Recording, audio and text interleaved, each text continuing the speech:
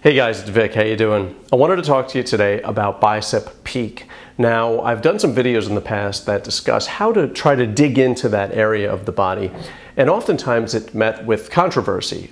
Some people will comment and suggest that you can't get a peak because that's a genetic factor. So I want to talk to you today about that from two perspectives. Number one, from the practical perspective, and number two, from the psychological perspective. Let's take the psychological perspective first off. There's so many people out there that are willing to tell you things that you can't have, right? That's not me. I'm the guy that tries to negate that and tries to tell you about all the things that you can have. See, most of the time, when we say automatically that there's a limitation in front of us, it's because we've either read that, believed that, or have been told that. And I've noticed that in training people, not just from a physical perspective, but from spending time with them, spending time with other human beings who are really open. And during your training sessions, between the sets, you get an opportunity to share with people. And they tell you some of the things that have been holding them back. And then as a trainer, you sort of get a sense of the only thing that's been holding them back is them, or a lack of information, or a lack of proper information. So there's a lot of folks out there that will be very willing to tell you what you can't get. And unfortunately, believe it or not, a lot of times the person out there telling you what you can't get is you. So I want to be your champion, okay, with respect to that. I want to encourage you, not just about this bicep peak video, which doesn't really mean that much in the scheme of things, but in general. So if you want some encouragement, come to my Facebook page or send me an email or watch my videos, and you're never going to find anything other than encouragement. So let's talk about peak. So when someone says you can't have a peak, well, guess what? They're wrong automatically, because everyone has a peak, right? The peak is the most voluminous point of anything. Look it up in the dictionary. It's the top of something.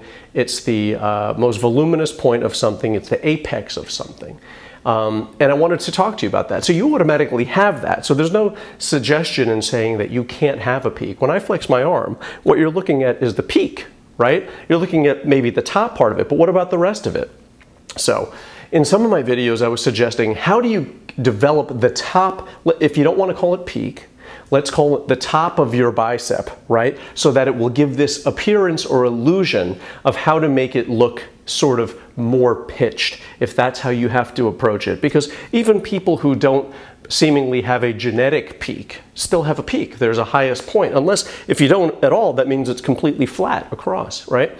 So when I was suggesting to work on the peak, I'm talking about how to develop your arm and to dig into that top of the arm there to give that a sensation, so that when you do get some development in this area.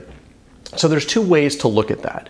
I can look at it from the top down, right, or the bottom up. That's how I'm going to look at it. So I'm going to try to create it. What I do is I try to create sensations that will dig into this area of my arm. And I am convinced 100% that the work that I have done, whether or not I have a genetic peak or not, the work that I have done has contributed to the enhancement of the altitude of that peak. So whether you want to throw it out the window and say it's all up to genetics, to me, certain things are, right? Your eye color and other things like that. But there are certain things, and I'm going to encourage you, there's certain things that you can finesse. Don't just throw your hands up in the air, because you never know. You might be the one that gets the peak, right? Just from doing the right amount of training.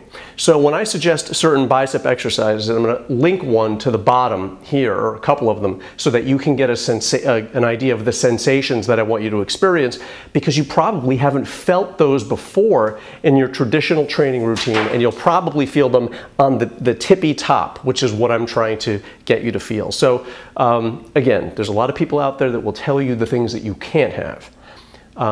If you want to know about all the things you can have, hang out with me, okay? I believe in people. I wish you all the best. Peace, love, and muscles. I'm going to put some videos down here, a link at the bottom. Just follow the string along, and hopefully we can overcome all of our limitations together. Thank you so much for watching me. As always, good health, peace, love, and muscles, and thank you for subscribing. Bye-bye.